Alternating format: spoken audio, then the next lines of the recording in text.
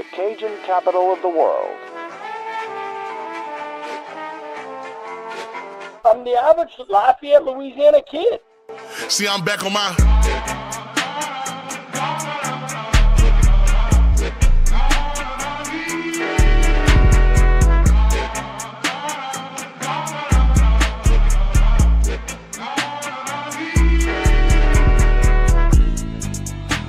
Hey, fellas. Hey, Ragin Review said, congratulations. Say what's up, y'all. Yeah!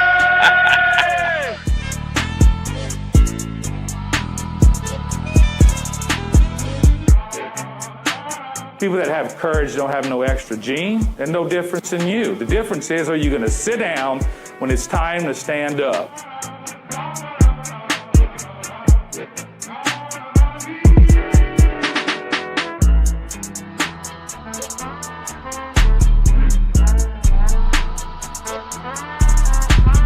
Ladies and gentlemen, welcome in to another edition of Ragin Review. Unexpected show we have going on tonight, but special thanks to my man RC who got today's special guests all wrapped up for us. So that was really cool. We talked a while back about getting some older coaches or players from the basketball program to come speak to us, and RC made that happen, man. He made it happen. Got Jessie Evans to come speak with us, and I was thrilled to even hear the name again. He was there when I was a student back in the late 90s, early 2000s. So it was cool to catch up with Coach Evans.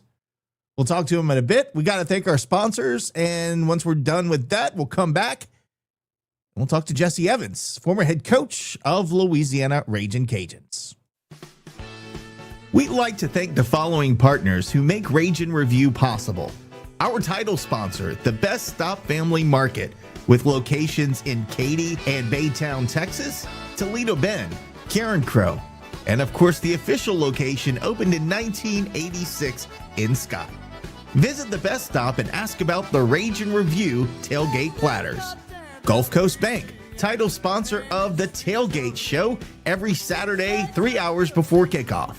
Planet Radio 106.7, Lafayette Roofing, The Yard Goat, Yes Please Branding and Marketing, Old Time Grocery, Stride Safety Solutions, Eat Lafayette brought to you by Lafayette Travel, Ragin Hydration, and Dr. Brett Venable at Recovery Chiromed. And we'd also like to thank our Patreon sponsors listed here. For only $2 a month, you too could have early access to uncut interviews before they air here on our shows. You also get an exclusive Patreon icon next to your name on Cajun Threads, the official message form for Ragin Review. If you are interested in joining as a Patreon, visit us at patreon.com/Ragin Review. Thanks to all of our corporate and Patreon sponsors for making this show possible. All right, Ragin Cajuns fans, very excited to welcome one of my all-time goats of UL athletics. He was one of the wasn't there during the Marty Fletcher era, but right after Jessie Evans arrived, and I did too as a young pup.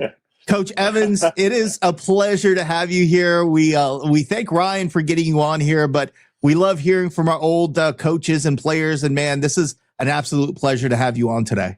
Well, Nick, I tell you what, the pleasure is all mine. And once Ryan got in touch with me, I was excited about it. So, hey, let's do this, and let's see if we can talk some old times and maybe talk up some good times for the future. Well, I'm gonna take it back, not to the Lebanon, Tennessee days, but I'm gonna take it back quite a bit, quite a bit further.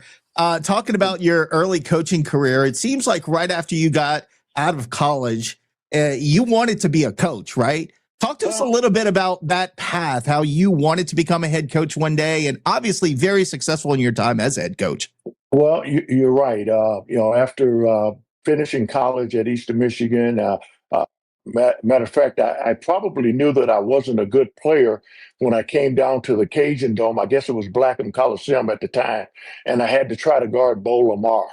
And so that kind of showed me that maybe playing might not be in my future, but it was exciting. So I had a chance to play down there. I think that might have been my junior year in college. We played the Southwest Louisiana and the Ragin Cajuns, but tried out with the Chicago Bulls and went up the charts there a little bit. Did make the team, got cut. I had my degree, so I started teaching and coaching in Flint, Michigan. Did that for a couple of years. We were really kind of successful, and but my college coach, Jim Dutcher, got the position at the University of Minnesota, and asked me if I was interested in coming there with him. So I went. That's how I started my college career in coaching. I started at the University of Minnesota, was there for 5 years, and then went all around the map. It was so cold there in Minneapolis, Nick, that there was no way a guy from Lebanon, Tennessee, raised in Michigan, but Minneapolis was too cold for me. So I spent 5 years there. We were very successful, won the Big Ten championship. I believe this is a long time ago. I hate to date myself, but back, I think it was in 1980, they won the Big Ten championship.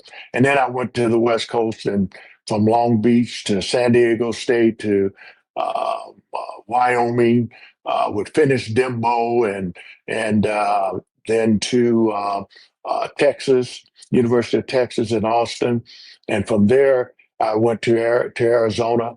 I had a great career there as an assistant coach to Lute Olson.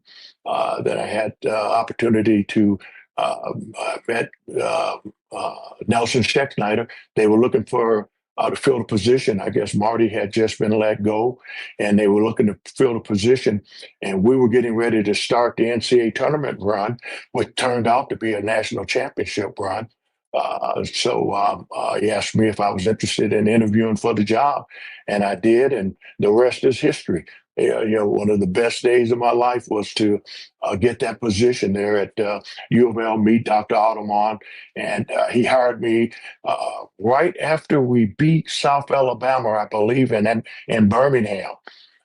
We beat South Alabama. He flew me and my wife down to Lafayette. That next day, we played on the Thursday. I flew in to interview, I thought, on that Friday, and he ended up hiring me the same day. And I'm sure it wasn't too hard, Coach, because, with the good food we got in Lafayette, he probably treated you to a night on the town on top of that, right? Oh, he did. I mean, there were so many great restaurants there. I'll never forget, we ended up going, I believe, to Landry's downtown or something. I believe, I'm really, trying to remember that. But I think it was Landry's downtown, a seafood place, wasn't it? Probably Don's. It was probably Don's Seafood. Yeah. It could have been Don's. Yeah. You're right. But anyway, we went there, went out to eat and whatever. And well, actually, after I met him in the office there, I guess he got with Nelson and said, "This is our guy." And he hired me right on the spot. And then we went out to celebrate. And I believe the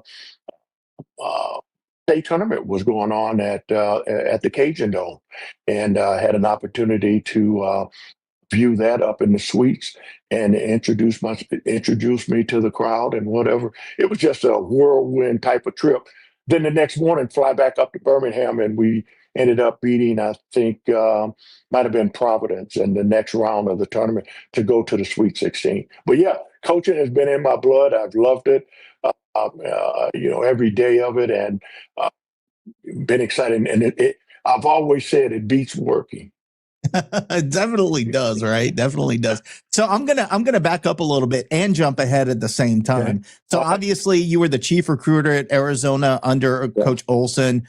Yeah. Nearly 20 future NBA players that you helped recruit and build into not only great players but great men. But talking about the roster for the 1997 national championship team and looking at what coaching and NIL and the NCAA is now, what did you do back then, taking out of, not into account what coaching is like these days, but what did you do back then that was a secret to the success to get that national championship team? Well, we had to have a successful program. The head coach had to had to be someone that the young guys wanted to play for. But the only thing that you're selling is the fact that the school, the university, the environment, an opportunity to be successful right away, an opportunity to play on a national stage. And that's what we were selling. That particular team was not one of our better teams. Probably was the best point guard that we ever had at Arizona at the time, Mike Bibby, because he was the one that brought everything together. And he was just a freshman. But we had 3 lottery picks on that particular team, all guys that not only I, but a couple of us coaches were instrumental in recruiting. And Jason Terry was another one that was player of the year in the conference after I left, but he was a lottery pick. And Michael Dickerson was a lottery pick also. And then, of course, Mike Bibby was the second pick in the next year's draft. So he was, you have to have good players. I don't care if it's NIL or whatever it is, but it's relationships. You build a relationship. You've got connections all around the country, and guys are willing to help you out. But now with the NIL, obviously you can, a little added incentive for a kid to want to come. And legal incentive for them to come. Exactly. But I think if I was doing it in Lafayette, I would definitely throw in some restaurants that you can eat at any time. And we'd have a leg up on a lot of people right away. There you go. Last question about Arizona. So talking about Coach Olson, it reminds me a lot of Coach Q, who's Coach Quantas White and Kelvin Sampson, where Coach Q learned under the best in college basketball. And that's kind of like what you had the opportunity to do under Coach Olson. So talked about, learning under that culture, under Coach Olson being such a great mentor for you, how that translated into you being a great head coach at UL and San Francisco. Well, I think and that's a good question, but I think what you get from guys like that, Kelvin included. Matter of fact, Kelvin was at Sampson was at Washington State at the time. We beat him on a couple of players. Michael Dickerson is from Seattle, and Jason Terry is from Seattle, and of course Sampson was over at Washington State, so I had to beat him in getting those 2 guys from him. But I think what those legendary coaches have is the discipline, and they're able to relate to the players, and whether they're 35 years old, 45 or 55 years old, they can relate to the players, and the players understand them, and getting their philosophy and getting players to play to their philosophy is relatively easy because they just have a way of doing things. But those guys are tremendously organized, and I think they're really good at delegating responsibility to their assistant coaches, and as a result, you all sort of mesh together your ideas. But of course, you think that they're using your ideas when really they've been there, done that. All the things that you're suggesting, they've done those things before. But those guys, I tell you what, it's great to work under, and I worked under Lute for 9 years, and to see him put the program together year after year after year. We made 3 Final Fours, and of course a national championship in '97. So this may be the year for the Houston Cougars to win it with Kelvin Sampson. So you never know.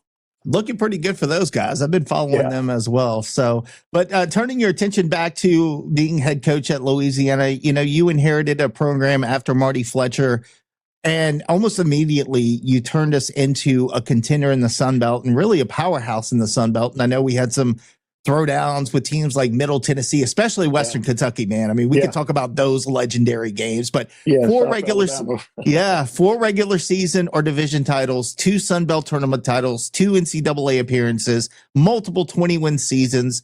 What were the biggest challenges coming into Louisiana as your first head coaching gig, I guess, in the Division I level? and really try not necessarily turning the program around, because we had some success under Coach Fletcher, but just building on that and having the success you did during your tenure here. Well, you're absolutely right. The Ragin Cajun name, and at that time was Southwest Louisiana, and Dr. Audemont was, he had told me that, informed me that, that probably that name change was going to be, that the changing of the name was in the future, which it happened. But coming to Lafayette, as I mentioned before earlier, I've been there before. I've been to Lafayette before, and I just love the city. Love where the people. Enjoyed the school. I enjoyed the campus and whatever. So that was an easy sell for me. But I just enjoyed it there. Program together, I knew it would be relatively not easy, but if we worked at it, I knew that we could get it done there. And the most important thing I think that you could ever have at a D1 job in a place like Louisiana, Lafayette, you've got to have the support of the administration, and that's the one thing that I had when I was there. With Nelson Scheck-Snyder and Dr. Audemont, it was no question they supported me and the program. They said the things that Dr. Audemont said he would do. He said he would eventually move our offices over to the Cajun Dome. He did that my second year.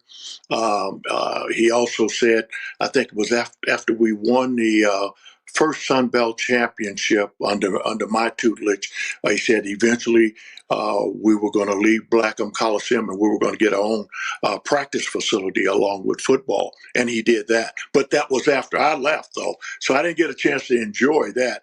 Now the coaches there now have a lot more to sell, and I'm sure that they're going to do a great job there. But I got to tell you, Coach. I got to tell you, Coach Evans, though. But that we called it. So I used to work when I was a student with Coach Robichaux in baseball, and we called that the Taj Mahal when you moved into the Cajun Dome. Man, I know Karen Faber. I looked at her desk and I'm like, what the hell, Karen? Like, you got a better gig than I do over here, man. But hey, Karen kept us on top of things, and she was the boss. She really ran things over there, and I know Karen was so good that I only had her for, I think, 2 years, and then they stole her and put her over there. Put her with Nelson. That's with right. Nelson. I said, wait a minute, but she was awesome. Just a great lady. Is she still there working in the athletic department? She is retired, but I got to tell you, I am good friends with David and Chris and all of her family, and we all still talk. So. Oh yeah, no, she was the best. But once they moved us over there, it was just. And, those are things that you sell to the recruits at that particular time.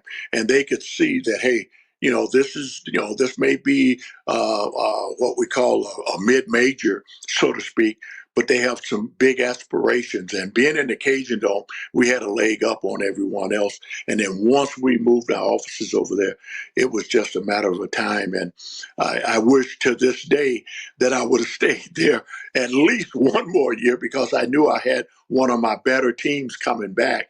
And that team ended up winning the Sun Belt again. I think we went to the NCAA tournament my last year, which was Ryan, you'll have to help me on this. That was against North Carolina State. North Carolina State. What year was that? That was 2004. 2004. Yeah.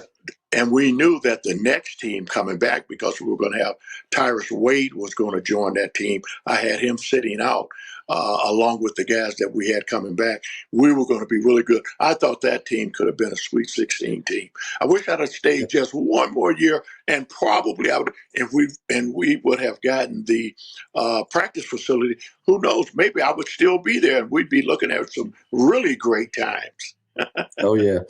And look, Coach, before we get into the next thing, I wanted to say we really appreciate you coming on. You've always been gracious and humble, and we just really appreciate it. Thank you. But we were talking about building off of what Marty had here. And I know in your first year, we actually hosted the conference championship in the Cajun Dome, and we lost to South Alabama sure did. by 3 points. We sure did. in your third year, Thanks for bringing that up, Nick. Yeah, way to go, Ryan. Yeah, good job. Well, no, but Don't blame that on me. That's Ryan. This is actually it's the segue into the next question. We actually got revenge in them in the 99-2000 season, and we beat them 51-50. Yeah, and we went on to play Tennessee in that heartbreaking game. And you and I had talked on the phone the other day. We had a pretty good discussion about it, but that foul on Brett Smith at the end, it's something that will stick in my memory forever. Oh, absolutely. And you know what? It was not to cut you off, but that was the guys that, of course, that group of guys that I had, obviously had not been to the tournament before. So I'm coming off of a national championship. So that particular team, they believed almost anything that I would tell them. And so I told them, I said, hey, we're going to get by Tennessee. And then I'm hoping that we're going to play UConn next. And I said, we're in the Sweet 16, guys. And so that particular group of guys, I believe Lonnie, I don't know if that was the one with Lonnie Thomas on the team also. So you had Blaine Harmon and Lonnie Thomas, Orlando Butler, you had Jared, and then rest in peace, KJ Lawrence. We had Shea Whiting was on that team. We had a really good core that year. We did. But yeah, I thought that that particular team, it was heartbreaking because I thought that we once the guys saw that we could play with Tennessee out of the SEC, they were fired up. Matter of fact, maybe a little bit too fired up because I had to reel them back in a little bit. But yeah, it was heartbreaking. It came down to the final couple of possessions, and that's all you could hope for in the NCAA tournament if you're the underdog, which we really were at that particular time. You just wanted to come down within that last timeout, 4-minute TV timeout, and now you have an opportunity to win the game possibly. And we thought that we had that chance, but the foul was called on Brett, I believe. They played it back many a times, and just heartbreaking. But hey, it happens. But I thought we'd come back the next year, which we were good, but we didn't quite make it to the tournament the next year. We had to go, I believe, to the NIT. Yeah, and I do remember that game was the first year that they changed the name to the University of Louisiana. I remember the halftime interview with you. You said, "We're here to win, and we are the University of Louisiana." So you helped push that brand from the beginning. So well, I appreciate you saying that, but no, I was excited about it, and I knew that Dr. Audemars won. It was a little bit of a controversy, changing the name from USL to the University of Louisiana, and I understand that, the politics of it all. But I wanted to push that because that's what Dr. Audemars wanted, and I was on board with him. But as I said before, if you've got the administration and the athletic department on the same page, then you got a chance to do some great things. And we did some great things there, I thought. But we were ready to take that step to the next level. But you just have to be patient, and you can make that step. And there's no question that I'm sure that even at this stage, the Cajuns will. Coach, I want to ask you about some of the former players that RC mentioned. He's talked about Blaine Harmon, Lonnie Thomas, Orlando Butler.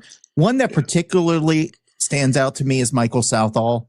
And I think it's because he got into a little bit of trouble, worked his way out of it, came back as a leader on the team. I feel like he learned, he did what he had to do to come back, which is not something the first Michael Southall I would have thought would have done that, but he came back and he really proved himself.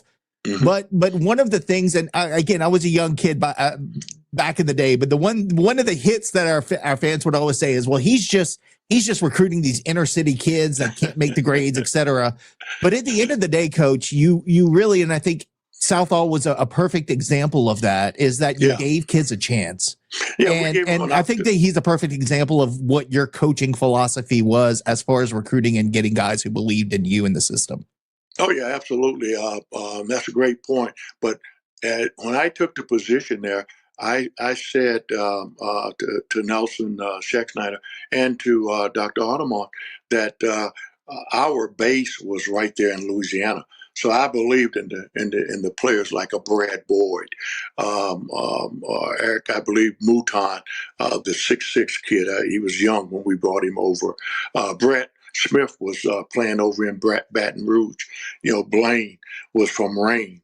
Butler was from down in what was it? Near Nichols. What was it? I was down in Thibodeau. Yeah. Thibodeau. Yeah. Billy Jones was from New Orleans. But I believed in recruiting the kids from in-state. And then I wanted to build around those guys. Lonnie Thomas and Reggie DeGray were from up, I believe, some part of kind of northern Louisiana a little bit. Well, that's just a whole nother country there, Coach. Once you get past Ville Platte, that's a whole nother country. I tell people in Louisiana that they say that, I work with some teachers that I work with. They say, well, we're up in the Monroe area. I said, that's a whole different area up there. I said, South Louisiana is what it's all about. And so they kind of look at me and they kind of startled a little bit. But I know that much, that it's a difference. But I believed in recruiting kids within the state first. And then we would bring in a Michael Southall, who was actually, he was a high school All-American. He originally signed with Kentucky because he had some things off the court he couldn't get in.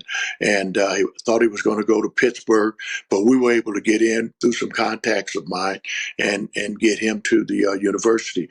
I believe in giving second chances. Anthony Johnson, who was from Chicago, he did a heck of a job for us. Dwayne Mitchell, who started out at Auburn. Oh man, he was one of my all-time favorites. He and Southall were two of the guys, and Blaine. They were, those are my group. Oh man, I love those guys. Well, I would play against other coaches, and they would say, "Damn, Jess, you've got Southeast Conference players out there," because not only did these guys have nice size, but they were, they had some weight, they had some muscle on them. If you remember, Dwayne Mitchell, he was pretty impressive, and some of the dunks that he would make would really just drive the crowd wild. And then we had. Remember my last group that I had came in as a junior, and I think he had some problems there after I left. Orion Green, but these were all good players that, like you said, needed a second chance. Some of them needed a second chance, and they could blossom. But we had the type of university, we had the type of administration, we had the type of community that was nurturing, and as a result, those guys were successful there. Yeah, you were talking about Southall. We could go back to the Western Kentucky rivalry, and I remember whenever we played them in the championship in New Orleans, him and Chris Marcus went back and forth, back and forth. They had some major battles. Yeah. Those two guys, Southall in particular, could have certainly played in the league. I've had a number of players, big guys that have played. Again, hating to date myself, but Kevin McHale, Michael Thompson, who's the father of Klay Thompson, big guys that could really play. Even a Sean Elliott, guys that had the size and had the girth. Not Sean, but a McHale and a Michael Thompson, even Michael Cage. They played with Seattle Supersonics. That was played for us at San Diego State. He was a big guy, 6'8", 6'9". It was built a little bit like Southall, but Southall could have made it in the NBA. He, off the court, he just was not mature enough to get it all together, but certainly a tremendous player, and with a little bit more discipline, no question, he could have done even greater things for us and for himself. Let's talk. You mentioned Jarrett earlier. Let's talk about him. First of all, what is he doing these days? And second of all, what was it like coaching him? You know, as a Division I head coach, I'm sure that comes with challenges, but also seeing your son play on that hardwood's got to be special for you. Oh yeah, it was. Well, he always gets on. He gets on me all the time because he was accepted. You know, at the time when he came out of high school, he was accepted at the University of Arizona, and he was anticipating going there as a walk on and playing for Lute, and then he would have been with our national championship team. So he never allows me to live that day down. But he was excited to come to Louisiana and play for us there. Again, another person, another player that was a little bit more, immature. And sometimes when you get your own son to play for you, you're a little bit tougher on them. And as a result, it's tough on them, tough on you too. But it was a pleasure. I enjoyed coaching him, and I think if we had maybe 1 or 2 more years, maybe 1 more year, he probably could have blossomed and did some even greater things. But he ended up graduating from the university, and now he's teaching and coaching in the Bay Area and enjoys it. That's pretty awesome, man. Runs in the family, I guess, right? Well, something like that. Yeah, my daughter is still, she's still that was funny. The first year, the first time that we went to the tournament, she got a chance. She still works for the Seattle Times. And I guess they're going to get a new, news clip, but I'm sure it's been on the news. They're probably going to get another NBA team there within the next, the announcement's probably going to be within the next month or so that they, along with Vegas, are going to get an NBA team in Seattle. But she still writes for the Seattle Times. And when we made that tournament run, Seattle Times allowed her to come in and cover us for the paper there. So it was awesome. That's pretty cool. To have her there and to have Jared there too. It was pretty cool. Yeah. Yeah, and then I remember Jared at the end of the Times here. He became a pretty good scorer by the time y'all left. Yeah, he was. But being a dad and whatever, you want him to pass first, and he did a good job of that. But we had good guards there. We had the Blaine Harmers, we had the Orlando Butlers. We had Brad. We had KJ. We had an Orion Green. So it was always very, very competitive at that guard position. And I always liked to play 3 guards. But yeah, he could score, but we always had good guards that could score, maybe a big or 2 inside, and then we could really make some things happen. That's the way I love to play. Now, you talked about the Cajun Dome and how that was great to recruit to. Favorite memories inside the Dome as a head coach? Yeah, well, I tell you what, that first year, the second year actually, the first year we got beat by South Alabama in the championship game there of the conference tournament, and seeing about you guys probably can help me there. We probably had at least 8,000-9,000. It was 9. Yeah, maybe it was a nice at least 9,000. Yeah. When I walked out on the floor that particular night, Wetley did something really, really smart. He made sure that he changed the ends of the bench.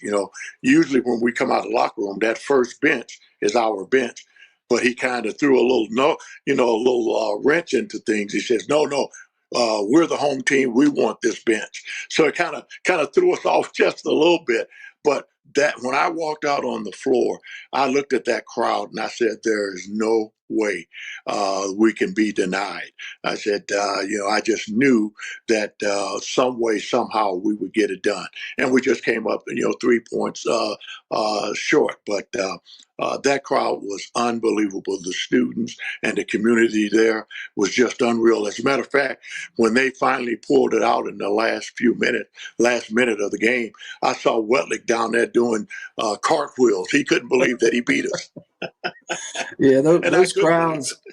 Yeah, they got continuously bigger from. I think we played UNO the first game, and then maybe Lamar, and then it went from like 4 or 5 to 6, 7, 8, and then finally we had the big one at the end. But that was an electric environment, man. I hope that we could get back to that here pretty soon. Yeah, well, I'm sure that you can. But one of the goals that we always had when I was coaching there, and our guys knew this. Hey, win all your home games, and if we can split on the road, then it's probably going to be a good year. And I don't think that any year that I was there, we ever lost more than maybe 1 or 2 games, maybe 3 games at home.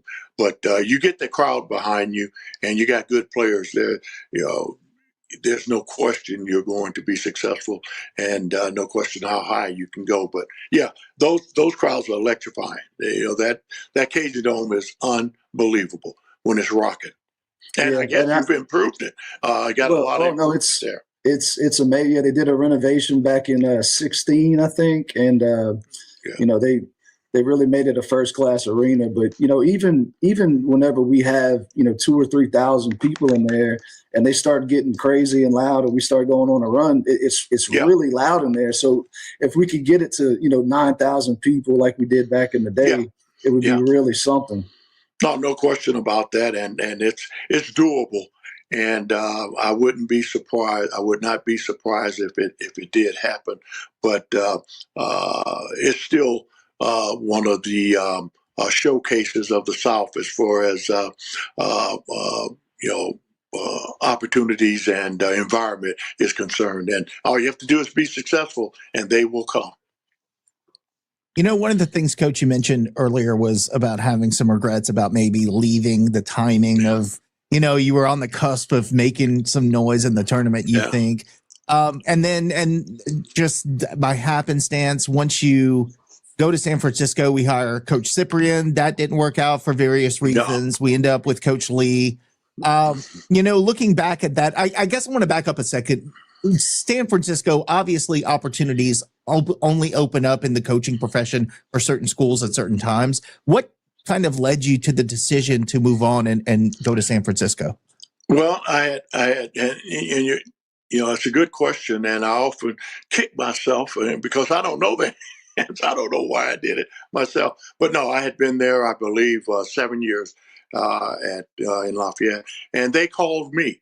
I didn't apply for the job at U of L. Nelson and I forget the other guy that was with him at the time. And I'm drawing a blank right now. But anyway, Nelson called me and asked. He actually asked Luke, could they talk with me? So my point is, I didn't apply for the position. They called me. So same thing with San Francisco. I'm fine. Everything is fine at Louisiana. We had just come off of another trip to the NCAA tournament. As I said before, we've got one of our better teams coming back, if not our best team coming back. And I felt as though, with Tyrus Wade coming on board, it could be a Sweet 16 type of team returning. But anyway, I get the call from San Francisco and asking would I be interested in coming out to check it out. And I'd never really liked Northern California anyway, but I ended up going out there, checking it out. And then I believe at the time, Gene Cady was their first choice, and he turned it down. And I said, well, hey, if they're going to give me the kind of money that they were going to give Gene Cady, hey, I'm ready. Hey, sure, point me in that direction. Of course, there wasn't anything like that. But it sounded good. The thought of it sounded pretty good, right? Well, yeah, the thought sounded good. I didn't have a good enough agent, I guess. But again, they called me. I went out, checked it out. It is California. It's an opportunity to financially, it's almost twice the money and whatever. But it wasn't twice the job. It just was not twice the job. And I'm younger at that time, and sometimes you can zig left instead of zigging right, and you can do things like that. But again, I wish I would have stayed at least one more year in Lafayette. Would have been much better. But ended up going there. We were successful that year. Won, I think 20. I believe we won 20 games, not quite 20 games, but went to the NIT at San Francisco and won 2 games in the NIT. And it's interesting. I thought Lafayette was a better job, but whenever we did not make the NCAA tournament at Lafayette, we generally went to the NIT. I believe we went to the NIT 3 times. We never could get a home game. I go to San Francisco. Our biggest crowd was against Gonzaga, who we beat my first year there. And we sold the place out. We only had about 2,500 2,500 people. That's how big the gym was. But we got 2 home games in the NIT at San Francisco. So it just shows you the difference in the 2 conferences that we were able to do that, and never could do that at Louisiana. But yeah, I took the position, and but again, everything was not aligned. The administration was not aligned with the athletic department, and as a result, only had opportunity to have 3.5 teams there, and then rest is history, so to speak. Yeah, and I'm glad you mentioned that, Coach, because and we're not going to keep you too much longer, but I do want to get into the current state of just college basketball as a whole. Mm-hmm. And I know what you do now. We'll talk about a little bit what you're doing now, but you look Much of nothing. Well, Much of nothing. a lot of agents are doing a lot of nothing too these days. But you look at the current model and the money that they're throwing at players, and it's there's such a disparity between, and you kind of hinted at it, because we couldn't get a home NIT game at UL, but you go to San Francisco and you're given 2. So there's still that disparity, only on a bigger level, because now you have schools like Indiana with a $20 million basketball budget versus Louisiana with a $3 million budget. And they've got a lot more money to throw in NIL than we do. So how, I mean, I would ask you, would you be a head coach under this current model? Oh, yeah. You would? Absolutely. How do you beat the model? How do you win? Well, you win with what you first of all, I still think it's contacts, and I still think it's relationships, and it's all about obviously you got to have money, but at one point or another, depends on what you're dealing with. Let's say you've got a budget of say $500,000. Versus someone else down the street in Baton Rouge, they're probably dealing with 10 million. So you're going to go after those types of players, and then as a result, sometimes your relationship can overcome not giving as much money. Sometimes your relationship can overcome that. Not all the time, but you have to have confidence that you can compete at that level. But it's tough. It's no question it's tough. But you've got to sell what you do, what you can sell. And then once you get a good player, let's say you get a player like a Brad Boyd that can really shoot the basketball. I remember going in to play Mississippi State and playing even New Mexico State. I don't think Brad ever missed a basket out in Las Cruces. And I don't know if very many that he missed when we played over there at Mississippi State. He must have shot. Yeah, I mean, he was shooting all types of threes. We beat them over there. But let's say you've got a player like that. Then the next year, someone else comes along, say out of the SEC, and we're just giving him sandwiches from Old Time Grocery, and now the other teams from the SEC are giving him the money not only to buy Old Time Grocery, but some other sandwiches from some other places. So how do you keep that particular player? That's where your relationship comes in. But if they're in it just for the money, you're not going to keep that kid anyway. But you've got to be willing to compete. And you've got to compete with those guys, like say a Dwayne Mitchell, who transfers from Auburn. I'm sure at this particular time, Auburn's going to be paying him. But I can pay you not as much, but I can pay you with playing time. I can play you with developing your game, giving you an opportunity to develop your game. So those are the kind of things I think you got to sell. And you got to sell the fact that, how many programs or university can you go into, and the president of the school is welcoming you to his home on a Saturday morning, any Saturday morning. He's at your practices or whatever. You've got to sell those types of relationships and those types of things. It sounds to me like it's just like it was in the old days, except it's above the table now instead of under the table now. Oh, no question, it's above the table now. It's above the table. Well, I was speaking with Mike Bibby the other day, and he's now the head coach at Sacramento State. And he was telling me some of the things that they do and some of the things that they have to offer now. Of course, he has Shaq as his general manager. So right away, you would think that, oh, well, Shaq's got all that money. I know I'm going to get paid. But it's still a pecking order. But it's still relationships. It's still what can you do for me on the floor. You know, off the floor, I may not be able to give you as much, but on the floor, I'm going to give you everything I got. And it's a difference when, let's say, someone like a Bibby is selling it and Shaq are selling it, than, say, someone else from within that conference or whatever. So it's still relationships along with the money. You know, Shaq still goes to Reds, RC. Like, why haven't we got that guy to come try to recruit for us, bro? And he loves that area. He does. He lives in Cecilia, has a house out there. I think he. Yeah, well, his best friend, forget Boudreaux, was from that area. I think over an area that you just mentioned, Nick. Cecilia. Yeah. And the only reason I know that is because I went to his house one time and played Guitar Hero with him back in like the early 2000s. That's the only reason I remember that. Is that right? Yeah. Yeah, no, Shannon, his best friend Shannon, and those folks. So, yeah. Oh yeah, absolutely. No, he's a great guy. And but again, those are the types of things that you've got to sell, and relationships and whatever.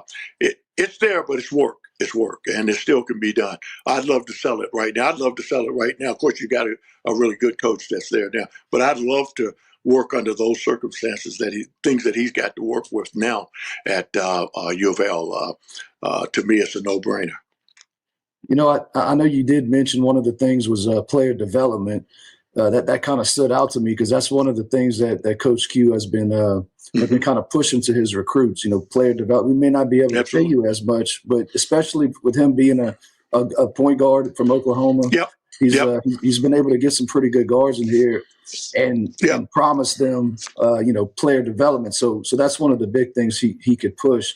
You know, we have a little bit of money, but like you said, you go down the road 45 miles across the basin and they're playing with multiple millions, and we got multiple thousands. So exactly. But it's all relative though. If you're successful, if you're all you need is one or two. All you need is one or two to make it happen in basketball.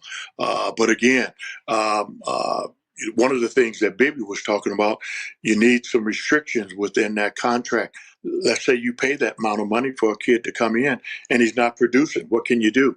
You know, I think it's got to be month to month type payment. You know, it can't be year to year. We've opened up that can of worms. It's got to be collectively bargained now, and it's a mess, but it's a good mess because I think the guys should have been paid a long time ago. Yeah, so it obviously needs to be regulated, but do you think it would be sustainable to have some kind of an incentive-based contract?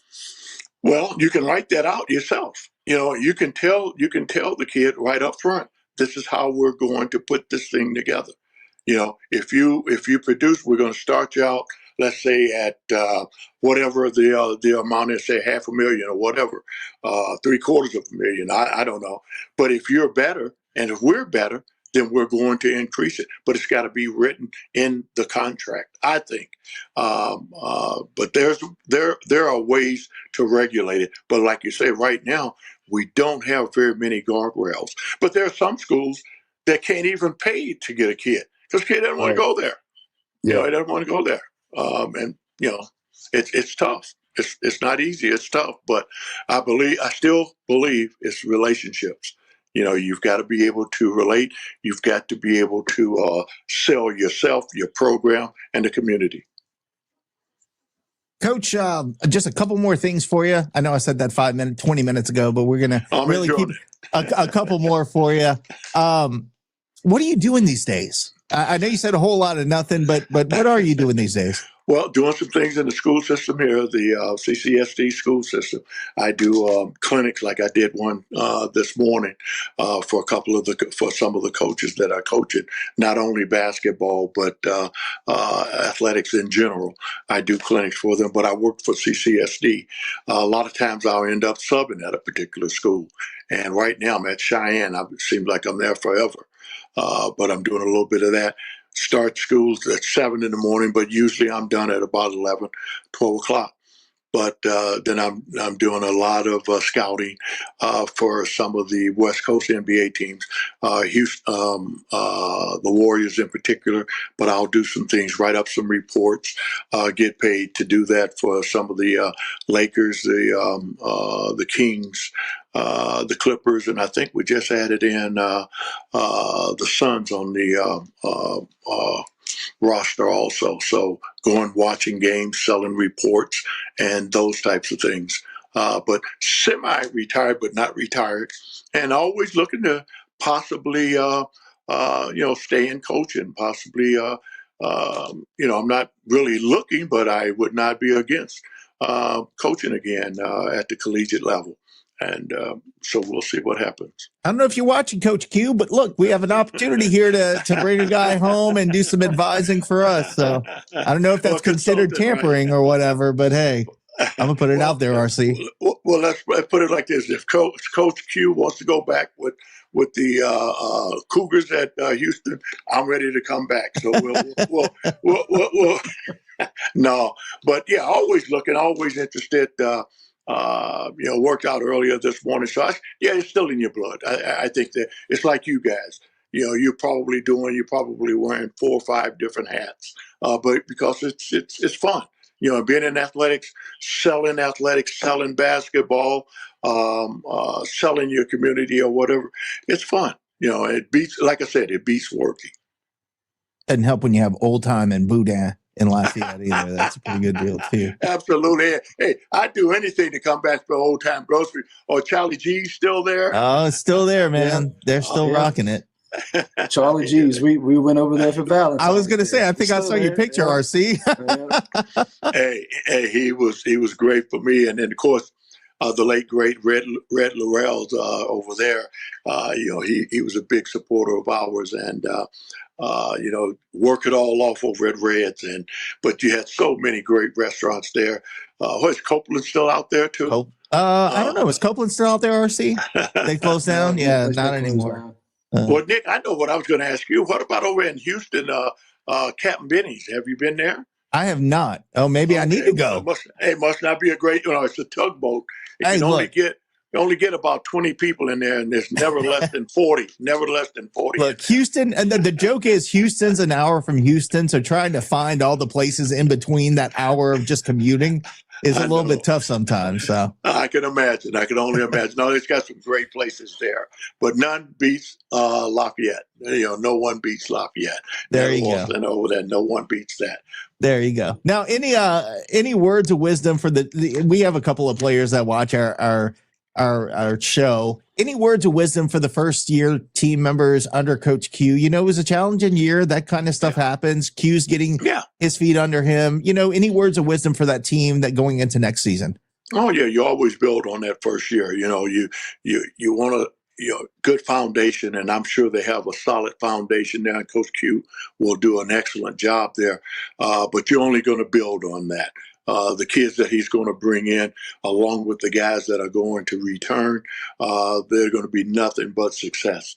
But when you have a community like Lafayette and a school like U of L, the sky's the limit. It doesn't take much to replace Troy, who's going to be in the tournament this year. Doesn't take much, and I'm sure that they will be successful. Coach, anybody you want to say hello to before we go in Louisiana? Yeah, with Kevin Fitch. Tell Kevin Fitch that I'm coming back. I left my Corvette there, and Brad knows that. Brad, I left my Corvette there, and I should have put it on the truck to ship that out to San Francisco when I left. But I left it out there with Kevin Fitch. I don't know if you guys know Fitch. and his salvage yard that he has over there. Anyway, here's my vet back there, 72 Corvette, and tell him that I'm coming back for that vet sooner than later. I think we should get the keys, RC. Maybe we take it around for a spin on the weekends. What? I don't think. Hey, it's dead by now. Can you imagine how many years it's been there?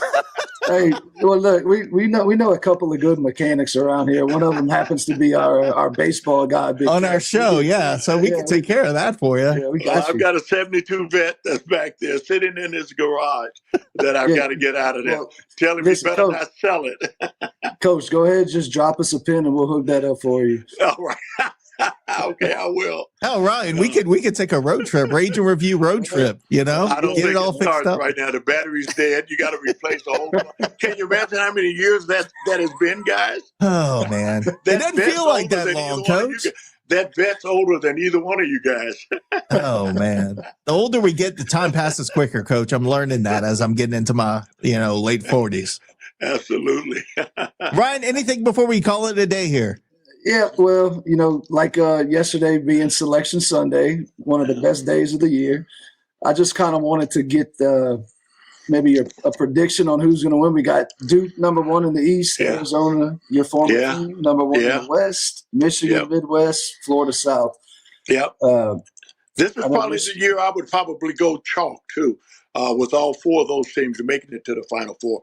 The year that we made it, we ended up beating three #1s. I think we beat Kansas, North Carolina, and then we beat Kentucky in the championship game in overtime. And that feat has never been matched in the Final Four.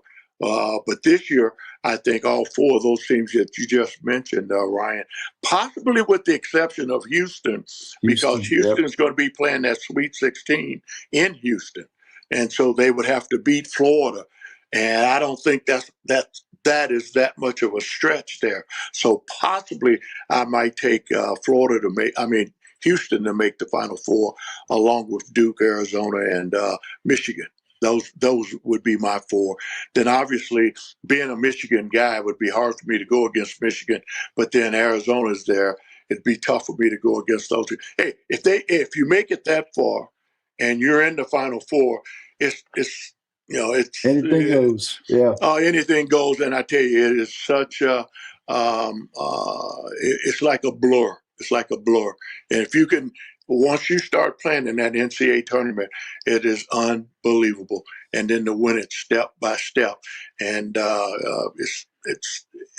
nothing is more exciting. But if you make the Final Four, I tell you what, having the guys practice on a Friday, well, they give each team an hour practice, and you've got about 60, 70,000 fans watching you practice. They give you an hour on the floor. And I never forget, my assistants at that time was Bobby Champagne and Robert Lee. And they got a chance to come almost down to the court. I was going to let them on the court because I've taken the position at U of L, yet I was still on that road to the finals with Arizona. So those guys got a chance to experience and enjoy that a little bit. Of course, Jay, what was his name? The radio guy, Jay Walker. In fact, I told him we were talking today, and he said to tell you hello, by the way. Oh yeah, Jay. Matter of fact, Jay had me on the radio doing some of that stretch of going to the Final Four. So is he still doing the U of L games? He is in year number 35. Is that right? Or 34, excuse me, 34. It's year 34. Yeah. So yeah, still. Well, he's a legend. Even if it's in his own mind, he's a legend.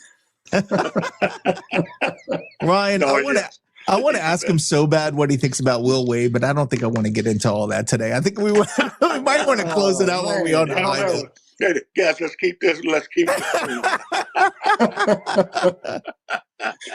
Oh my God!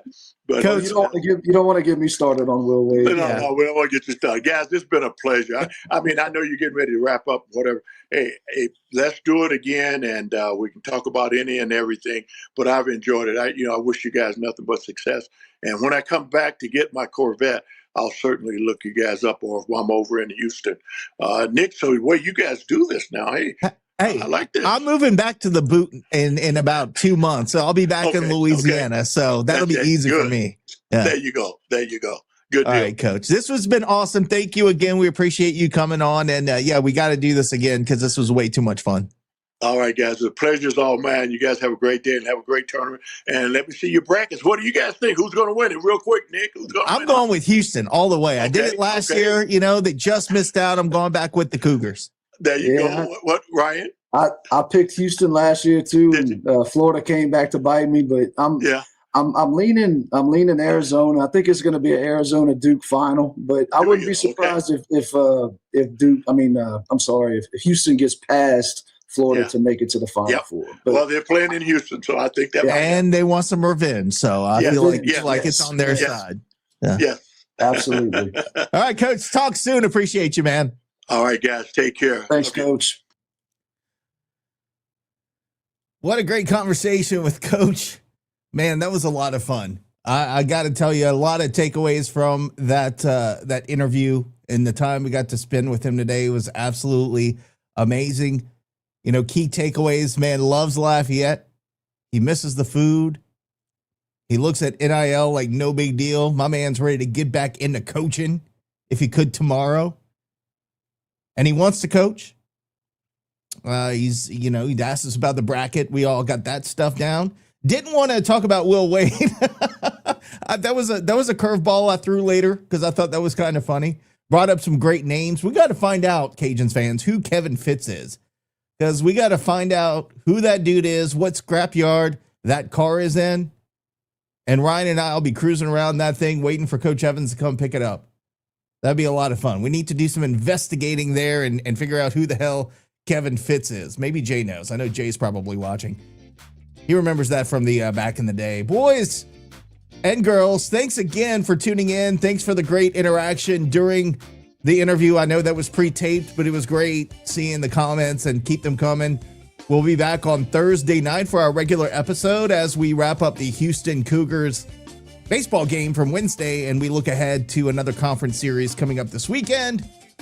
For my boy RC, who arranged a fantastic interview with Jessie Evans, I'm Nicholas. Have a good rest of your evening, and until next time, go Cajuns.